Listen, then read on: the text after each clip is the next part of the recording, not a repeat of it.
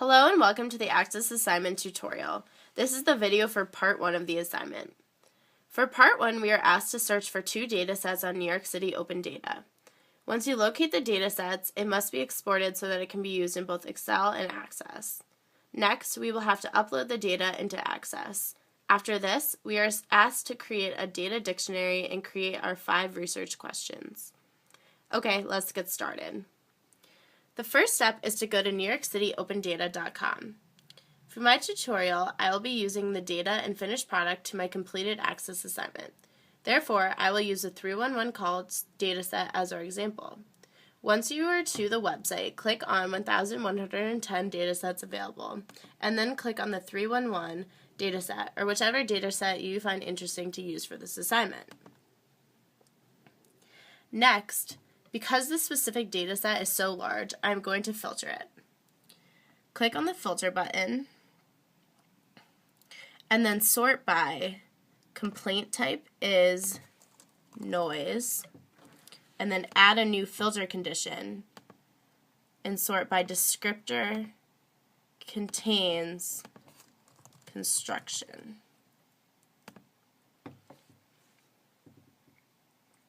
This will filter the large data set so that it is not quite so large. Next, we are going to export this data into Excel. So you click on Export, and then you will click Download as XLSX. This will go into your Downloads folder right here, and then we'll open up into Excel like such. The next step is to open up Access. Once into Access, go to External Data and click From Excel. From here you can browse and look in your documents to see wherever you saved that Excel spreadsheet.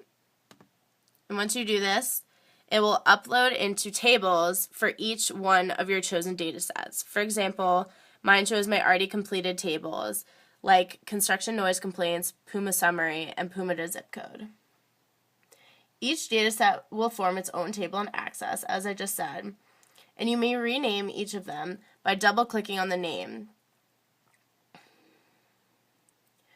In order to make sure that the data is in the correct format, change the view to design view and make sure each field is correct. So for instance, go to Home, View, Design View.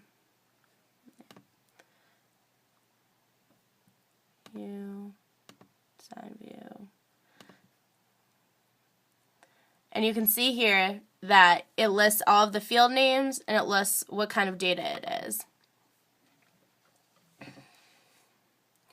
So this completes the part 1 of Access that will be used in part 1. Close all this out. Next, we will move on to our data dictionary that's required. Open up an Excel spreadsheet and create a data dictionary like such shown on the screen, where you list the table name, the field name, the data type, and the description. It will look something like this as a finished product. Finally, the last part of part 1 is to create your research questions. I've already completed mine, and you can look at mine as a couple examples of how to complete yours as well. You need 5 or more research questions that you will be exploring later on in parts 2 and 3 of the assignment. This concludes part 1 of the assignment. This is the second part to the Access assignment tutorial. The directions for part 2 require us to create relationships among tables we already created and build queries that answer the questions we created in part 1. In order to create relationships, go to the Database Tools, click Relationships. As you can see, I've already created mine. And you will go to this table will show up. You want to double click each of your tables you've already created, which will add them to the screen looking like this. Then you want to connect any that have relationships. For example, in this table, Puma will relate to this Puma in the Puma summary table. So when you drop it, this will show up. You want to enforce referential integrity and then press OK. and relationships will show up like this. This concludes the relationship part, as long as you do it for each one of your tables. So you can click out of this, and we will move on to the queries.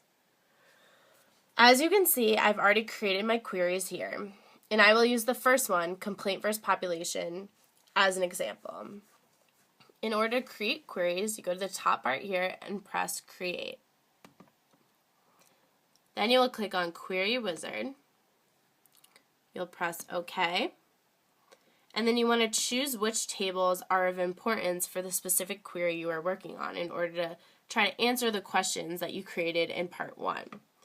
So for this one, I will click on Table Construction Noise Complaints.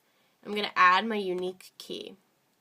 Then I'm going to go to Table Puma Summary, and I'm going to add Puma, and I'm going to add Population. I'm going to press Next, Next, and Finish. I'm going to cancel because I've already created this query.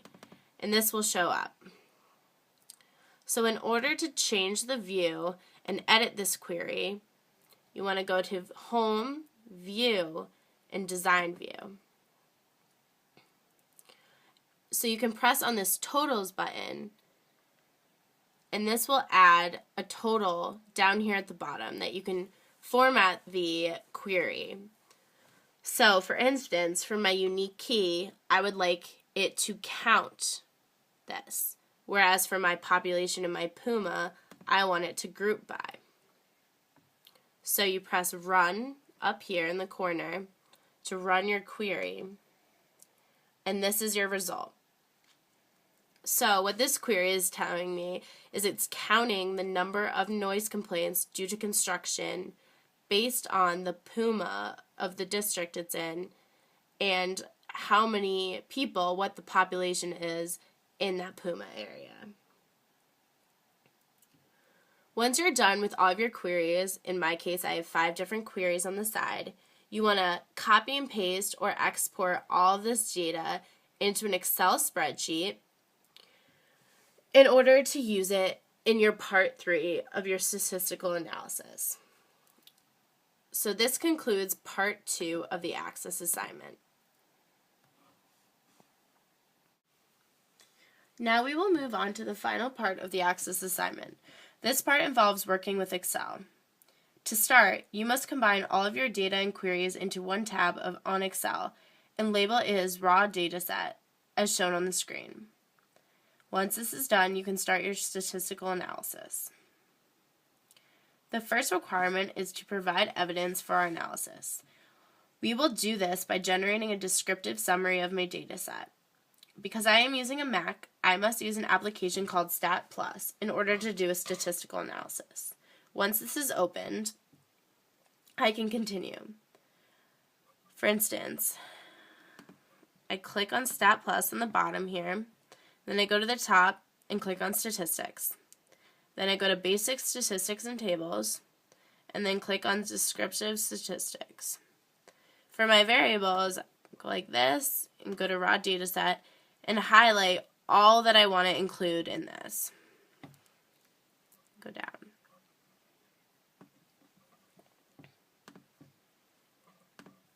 Then you'll press OK. And this will be your final result. It can tell you the mean, the median, and it also gives you a histogram as well.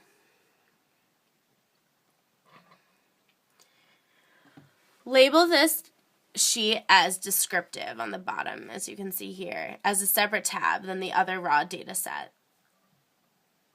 This completes the descriptive statistics part involving histogram and mean and median. Next, we move on to the comparison tab. This involves creating a pivot table and a t-test. In order to create a pivot table, you have to click on the data ribbon at the top and then click on Pivot Table. Go to Data and then Pivot Table.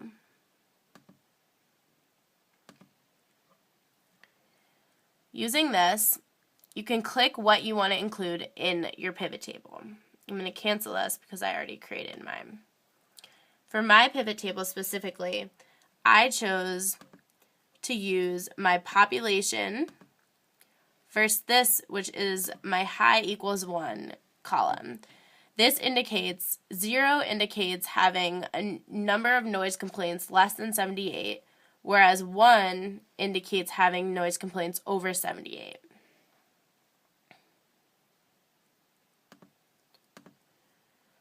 In order to analyze this pivot table and see if the results are of any significance, I have to do a t-test. You can create a t-test using the Stat+ application again. You will click on Stat+ and go to Statistics on the top. Then you go to Basic Statistics and Tables, and you go to Comparing Means t-test. Here you will click all of your values that you want to include. For instance, the values of the population in terms of mine, and the values high equals 1 as well. Then you'll press OK, and it will create something like this. This will then be used to analyze your results, particularly in your executive summary, once you're completed with this part. Now we'll move on to correlation. In order to create a correlation table, you have to use Stats+ application again. Click on the Stats and go to Statistics. Then you click on this, and then you will go to Linear Correlation. Then you will click on all the variables you need. For me, I will include everything from population to Asian percentage.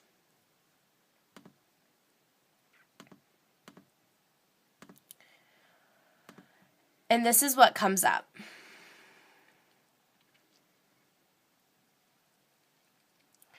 Then, next, we must create a scatter plot. In order to create a scatter plot, you go to Charts, and then Scatter, and then Marked Scatter, and create a scatter plot using 2 variables of your choice and see if there's any relationship. You will label this spreadsheet as correlation. For the final step of the statistical analysis, we must create a linear regression to test the model. Again, we'll be utilizing Stat+. Go to Statistics, and then go to Regression, and then Linear Regression. Input your independent and dependent variables that you would like to use and press OK. Again, here is my finished product of my linear regression. You will use this information again in your executive summary to see if there are any relationships in your data sets, as you may have questioned when you were creating your research questions to begin with. This you will label as regression. This wraps up the Excel part of the Access assignment tutorial. Next, you will work on your executive summary, which is a 2-page summary of all of your findings on this assignment, each part 1 through 3. I hope this tutorial is helpful, and good luck with your own personal assignment.